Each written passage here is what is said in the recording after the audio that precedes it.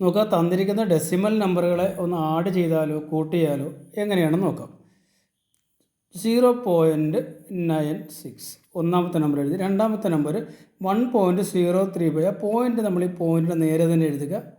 1.035. അടുത്തത് 2.5. പോയിൻ്റ് ഇവിടെ നേരെ ഇടുക. 2.05. അടുത്തത് 5.2. പോയിൻ്റ് നേരെ ഇടുക. 5 എഴുതുക. 5.2.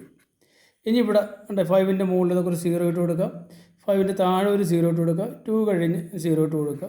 വേണം നിർബന്ധമില്ല, വേണമെങ്കിൽ അങ്ങനെ ഇട്ട് കൊടുക്കാം. അതിന് നമ്മുടെ ആൻസറിൻ്റെ മാറ്റമൊന്നും വരത്തില്ല. കൂട്ടുക 5, കൂട്ടുക 6, 3, 9, 5, 14, 4, ശിഷ്ടം 1, 9, 1, 10, 10, 2, 12, 2, ശിഷ്ടം 1, 2, 2, 4, 5, 9.